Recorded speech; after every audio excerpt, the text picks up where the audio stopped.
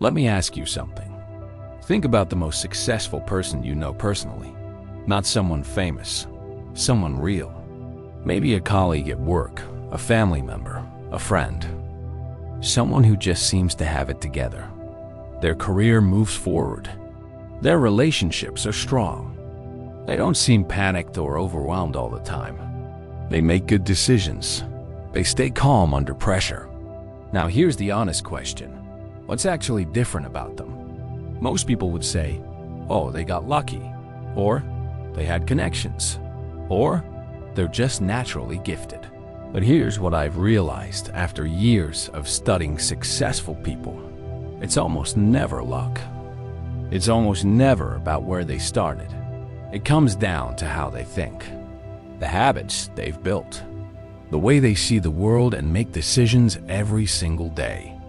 And in 1989, a man named Stephen R. Covey wrote a book that tried to capture exactly that. He spent years studying people, successful ones, struggling ones, all kinds, and he distilled everything down to 7 core habits. 7 patterns of thinking and behavior that, if you master them, will fundamentally change the kind of person you become. That book is called The 7 Habits of Highly Effective People. And today, we're going all the way in. We're going deep. Not a quick 5-minute highlight reel.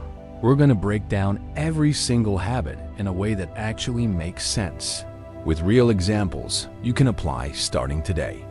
So stay with me. This might be one of the most valuable hours you spend this year. Before we get into the habits themselves, let me give you a little context because it matters. Stephen Covey wasn't just some motivational speaker with a catchy title. He was a professor, an educator, a researcher. He had a doctorate from Harvard Business School. He spent decades studying leadership and human effectiveness. And what he discovered was something a little uncomfortable. He noticed that most modern self-help advice was focused on what he called the personality ethic. Techniques, tips, tricks, how to smile more confidently, how to seem more likable, how to project success, surface stuff. The kind of advice that feels useful but fades after a week. But when he went back and studied writings on success from the last 200 years, going all the way back to the 1700s, he found something completely different. The older literature focused on character ethics, things like integrity, courage, patience, honesty, responsibility, deep values. Not techniques, but actual ways of being. And Covey's argument was this: you can't fake your way to lasting success. You can use personality tricks to get short-term results, but real, sustainable effectiveness in life comes from building genuine character, from the inside out. That phrase, inside out, is actually central to the book.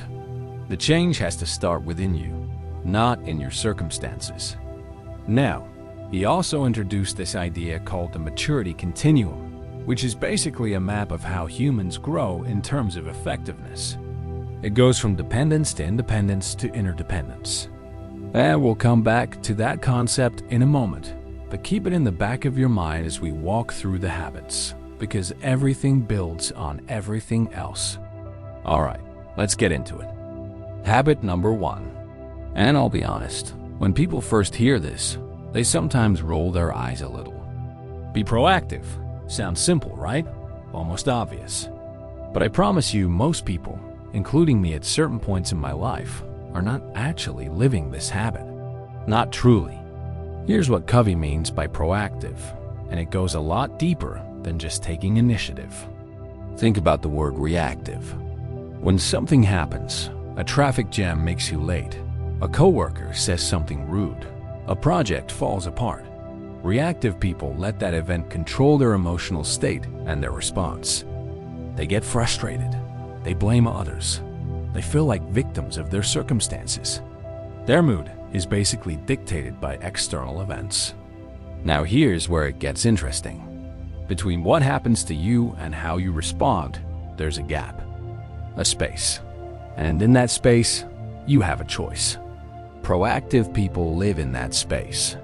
They recognize that even if they can't control what happens around them, they always have control over how they respond. Covey gives this beautiful example of Viktor Frankl, a Holocaust survivor who was imprisoned in Nazi concentration camps. He lost almost everything: his family, his freedom, his possessions. Everything that could be taken from him was taken. And yet, even in that extreme situation, Frankl discovered that no one could take away his freedom to choose how he responded internally. Awareness became the foundation of his entire philosophy of meaning. Now, most of us are never going to face anything like that, but the principle applies to everyday life in a real way. Think about this for a moment. You wake up in the morning. It's raining. You've got a meeting you're not excited about. Your coffee is cold. You're already behind on emails. A reactive person starts the day defeated. Everything is happening to them. A proactive person might not love those circumstances either, but they make a conscious decision about how they're going to show up. Covey makes a distinction between your circle of concern and your circle of influence. Your circle of concern is everything you care about: the economy, the weather, what your coworkers think of you, whether your kids make good decisions. Big, wide circle. Your circle of influence is the much smaller set of things you can actually do something about. Reactive people spend most of their mental energy in the circle of concern. They worry about things they can't change, which drains them and shrinks their effectiveness. Proactive people focus almost exclusively on their circle of influence, taking action on what they can actually impact. And here's the beautiful thing. When you do that consistently, your circle of influence actually grows. Common mistake. People confuse being proactive with being aggressive or pushy. It's not about forcing outcomes. It's about taking responsibility. It's about saying, I may not control this situation, but I control my response and my choices within it. How to apply this today? Start paying attention to your language. Reactive language sounds like, I have to do this. I can't help it. That's just how I am. They made me angry. Proactive language sounds like, I choose to do this. I prefer. I'm going to. I can do better next time. Small shifts in language create real shifts in mindset. Try it for one day and see how different you feel. All right, moving to habit 2. And this one genuinely changed the way I think about my days. Covey opens this habit with something that might sound morbid at first, but stay with me. He asks you to imagine your own funeral, not in a dark way, in a clarifying way. He asks, who would be there? What would the people who love you say about you? What kind of person would they describe? What would you want them to say? Because here's the thing, that vision of who you want to be at the end of your life, that's your compass. That's what should be guiding your decisions today, and tomorrow, and every day after. Most people live their lives without ever clearly defining what they actually want. They just respond to whatever shows up in front of them. They work hard, they stay busy, they accomplish things. But at the end of the day, are they actually moving towards something meaningful? Or are they just moving?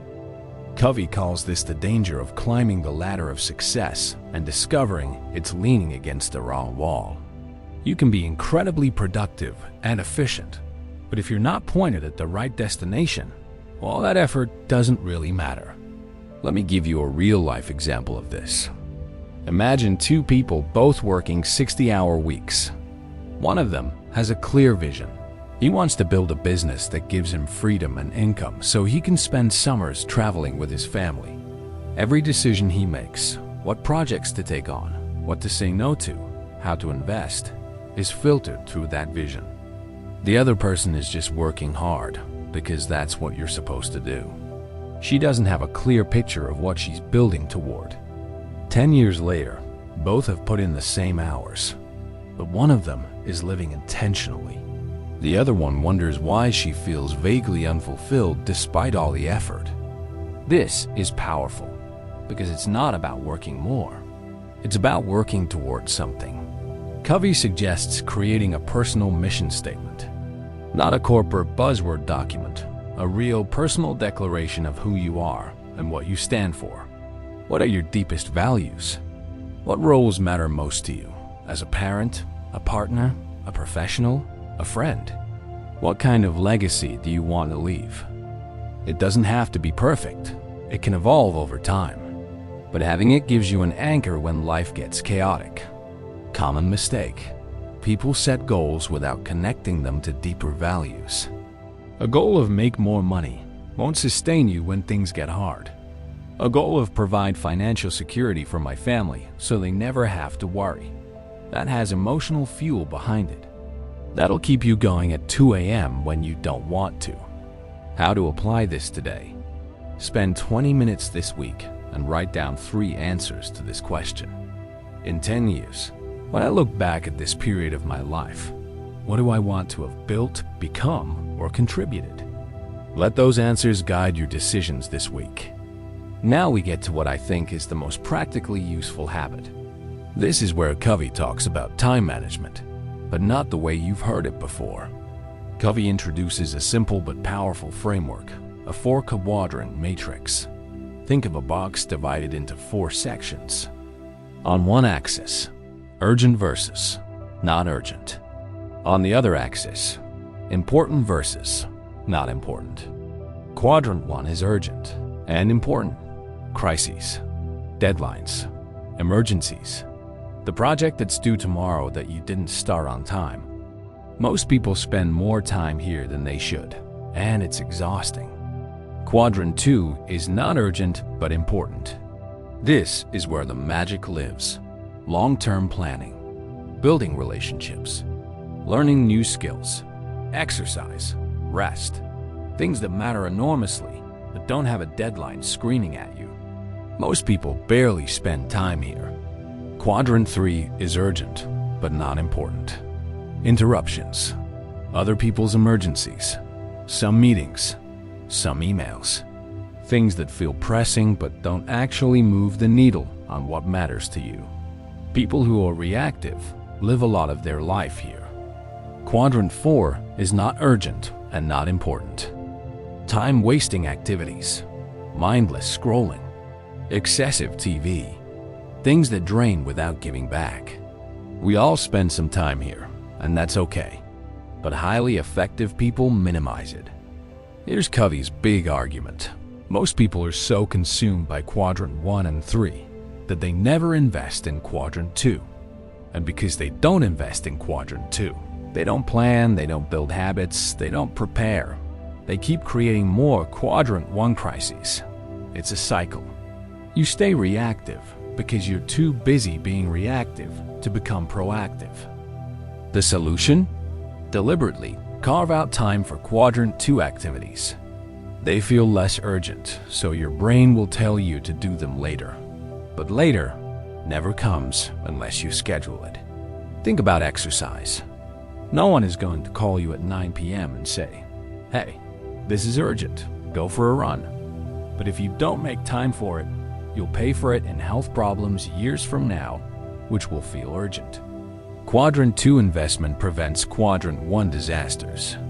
Common mistake: treating every urgent request as automatically important. Someone else's emergency doesn't have to become yours. Learning to distinguish between what's truly important to your goals and what just feels urgent is a life skill that takes practice. How to apply this today? Look at your calendar for this week. Find one thing you've been putting off, something genuinely important to your long-term well-being or goals, and schedule a specific time for it. Not "I'll get to it," an actual time block. That's Quadrant 2 thinking in action.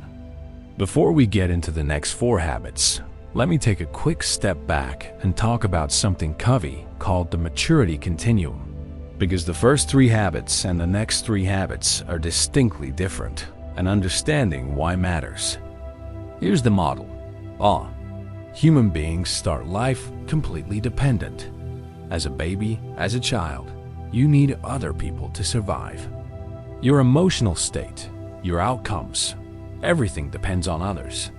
As we grow up, ideally, we develop independence. We can take care of ourselves. We make our own decisions. We provide for ourselves. We don't need other people to function. Independence is a huge step up from dependence. But here's where most personal development stops. Most self-help books stop at independence. Be self-sufficient. Be your own boss. You don't need anyone, and those things have value. But Covey says independence is not the highest level of maturity. The highest level is interdependence. That's where you recognize that the most powerful things in life, real love, real teamwork, real achievement, real meaning, happen in relationship with others. That we are strongest when we genuinely collaborate, not when we pretend we don't need each other. Habits 1, 2, and 3 are about building your private victory, mastering yourself, moving from dependence to independence. Habits 4, 5, and 6 are about your public victory, how you work and connect with others. Moving from this trains us to see most situations as win-lose. There's a fixed pie, and if you get more, I get less. That mindset makes sense in genuinely competitive situations. But here's the problem. Most of our important relationships are not actually competitive. And when we bring a win-lose mindset into partnerships, marriages, friendships, or team environments, we damage them. We treat allies like opponents. Covey identifies several common mindsets. Win-lose. I succeed if you fail. Life is a competition. Lose-win. I'll just give in. Your happiness is more important than mine. This sounds humble, but it builds resentment. Lose-lose. If I'm going down, you're coming with me. Revenge mindset. Win. I just focus on what I want. I don't think about you at all. Win-win. Let's find a solution that genuinely works for both of us. Now here's where it gets interesting. Win-win is not about compromise. Compromise means both people give something up, and neither is fully satisfied.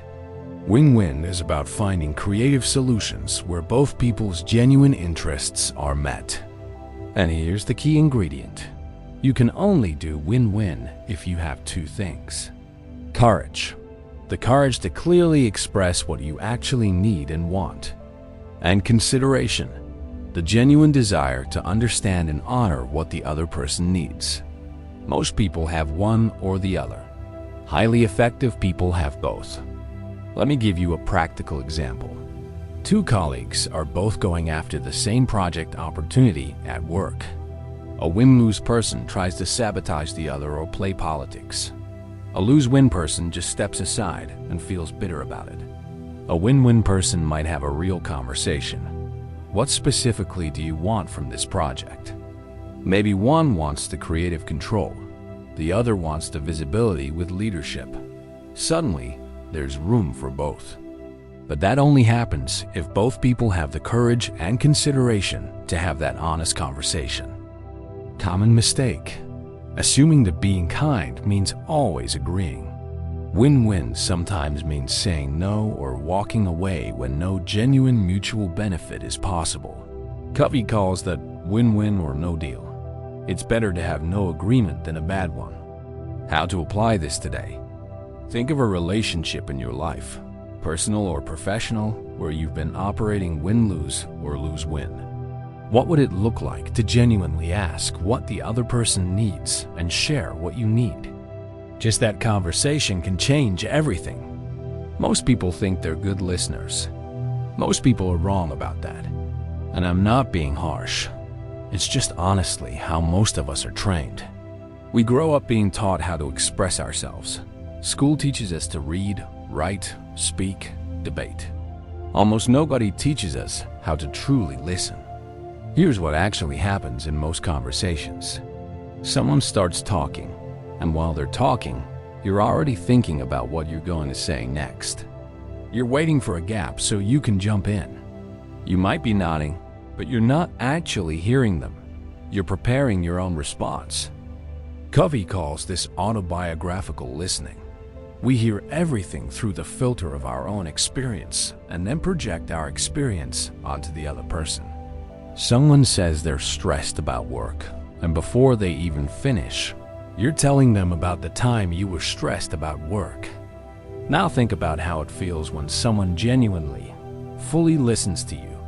No interruption, no judgment, no advice you didn't ask for. They actually hear you. They reflect back what you said in a way that shows they got it. How rare is that? And how good does it feel when it happens? That's what Covey is asking us to do for others first. He calls it empathic listening. You listen not just to the words, but to the emotion behind them. You try to understand not just what the person is saying, but where they're coming from, what they're feeling, what they actually need. And here's why.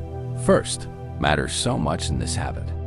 When you make someone feel truly heard and understood, before you launch into your own perspective, they become genuinely open to hearing you. You can't rush that part.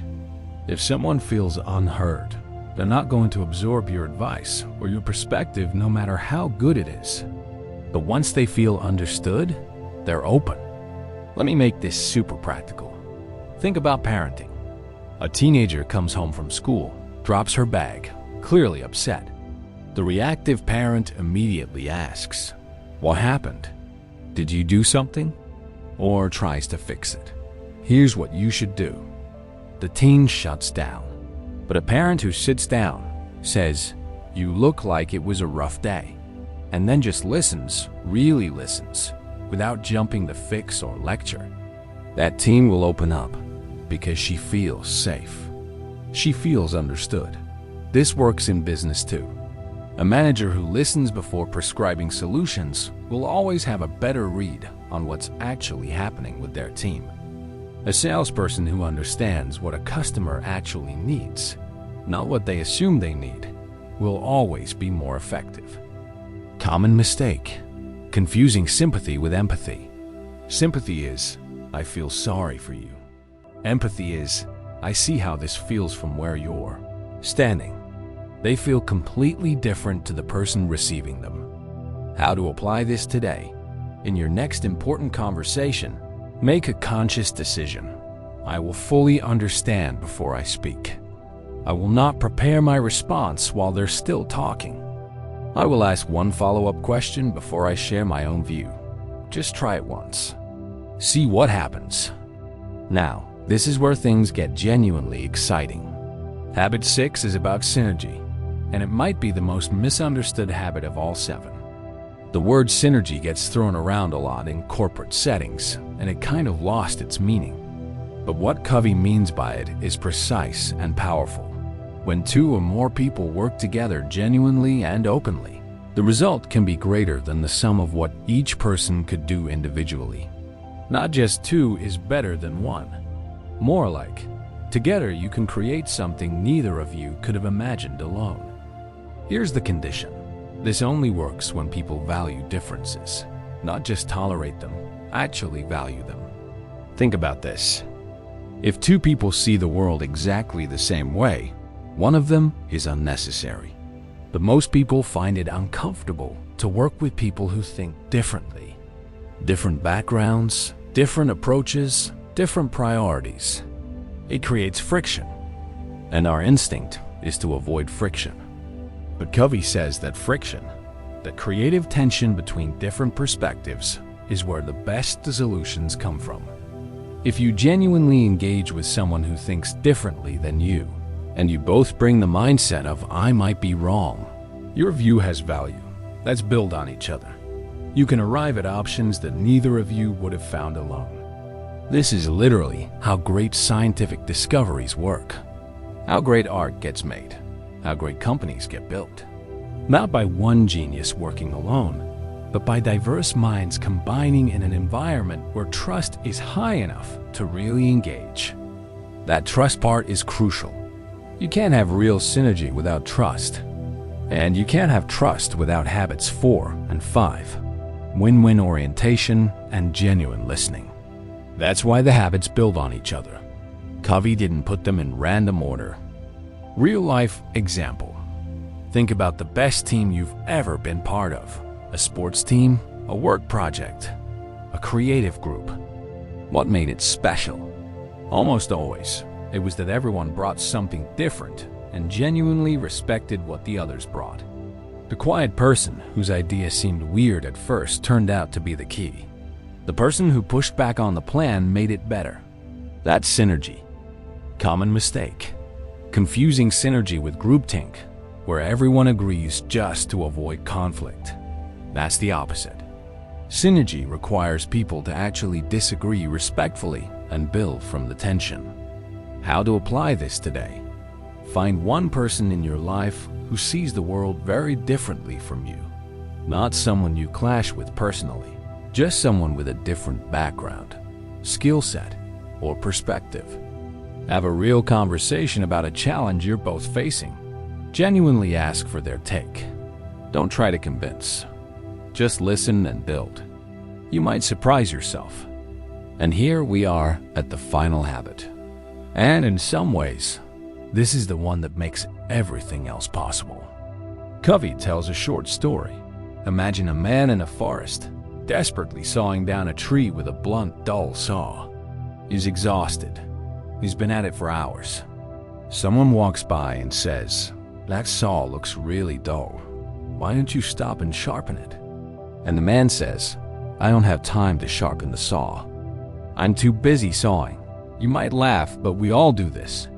We run ourselves into the ground doing things, and we never stop to take care of the very instrument we're using, ourselves.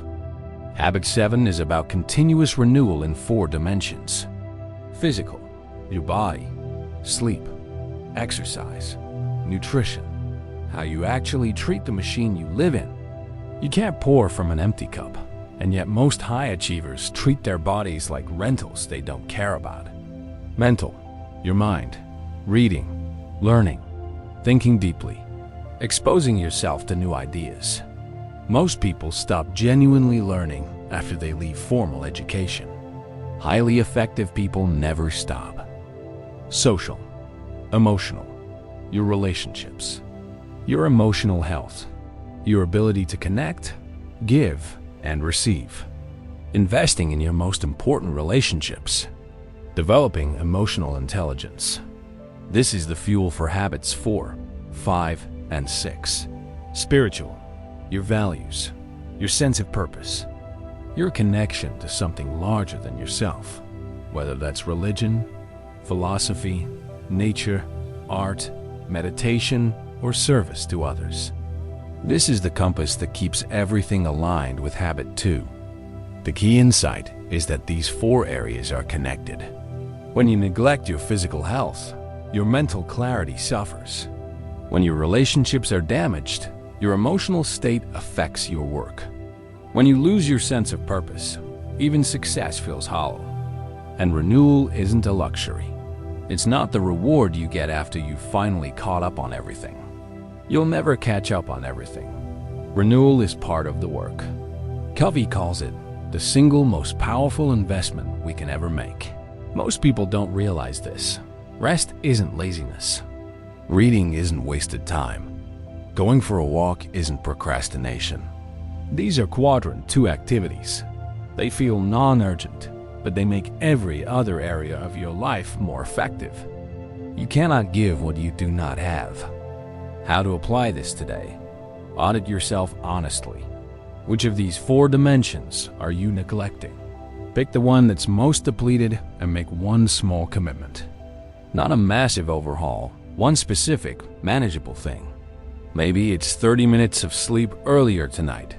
Maybe it's 1 book this month. Maybe it's calling that friend you've been meaning to call for 3 weeks. Start there. Okay, so we've been through all 7 habits. Let me bring it all together with some practical perspective on how this actually shows up in real life. Relationship problems come down to 2 people who both feel unheard and both want to win. Covey's approach. Genuine listening, win-win orientation, valuing each other's differences, isn't just good communication strategy. It's how you build the kind of trust that makes a relationship actually work long-term. In personal growth, the maturity continuum is your map. Ask yourself honestly, where am I right now? Am I still blaming others for my situation, dependence, Am I focused on building my own strength and independence?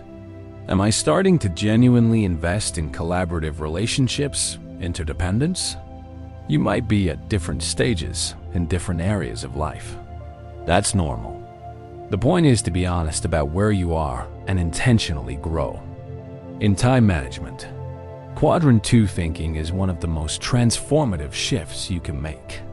You will never, ever feel like you have time for the important, non-urgent things. You have to make time. Put it in the calendar. Protect it. And over time, you'll find that investing in Quadrant 2 dramatically reduces the Quadrant 1 crises you have to deal with. One more thing. Covey talks about what he calls the emotional bank account, a metaphor for the level of trust in a relationship. Every act of honesty, kindness, keeping your word, listening, these are deposits. Every broken promise, harsh word, dismissiveness, withdrawals. And just like a real bank account, relationships with a high balance can handle the occasional overdraft. But relationships with a low balance become fragile and toxic. Think about your most important relationships. What does the balance look like? When did you last make a real deposit? We've covered a lot of ground today, and I want to end with something honest. This book was published in 1989. That's over 35 years ago. And you might wonder, does any of this still apply? In a world of algorithms and instant everything and social media and do these principles even matter anymore? I'd argue they matter more now than ever. Because we live in a world that is constantly pulling at your attention, convincing you to react, making everything feel urgent, rewarding short-term thinking, and optimizing for the feeling of being busy rather than the reality of being effective. In that kind of world, the person who can pause and choose their response, who knows what they're working toward, who prioritizes what actually matters, who listens before speaking, who genuinely collaborates and never stops learning, that person is rare, and rare is valuable.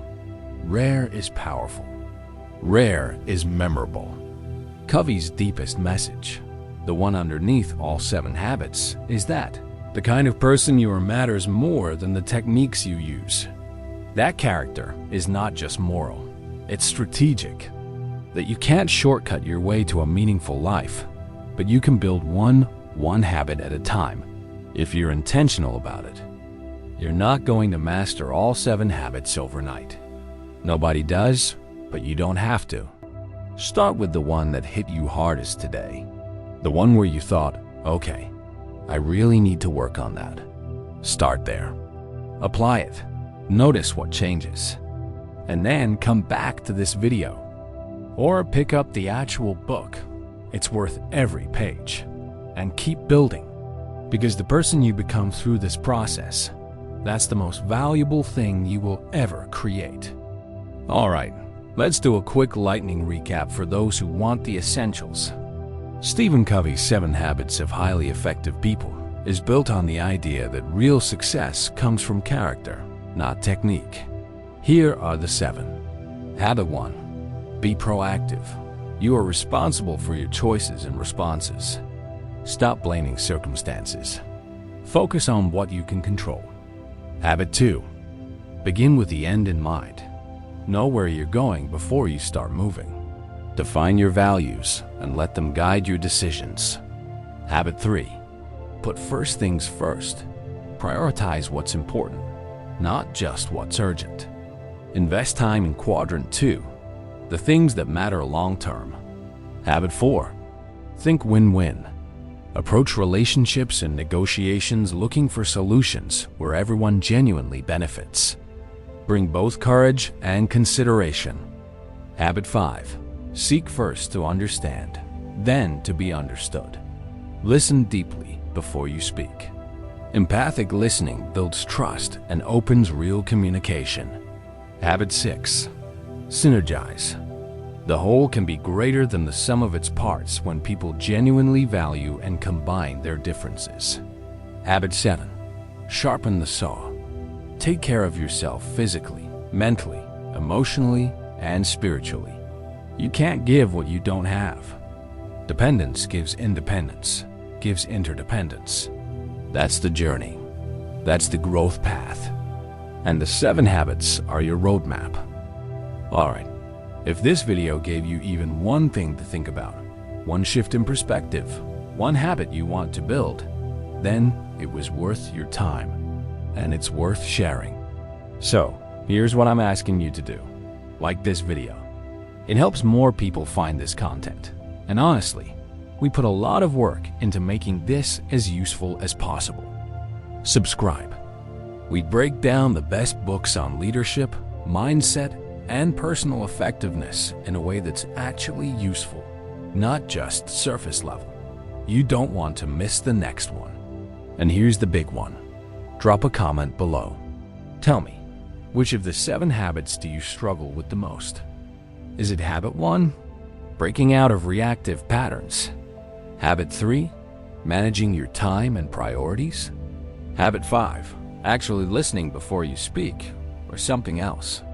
I read every single comment, and your answer might just inspire an entire future video. Thank you for being here.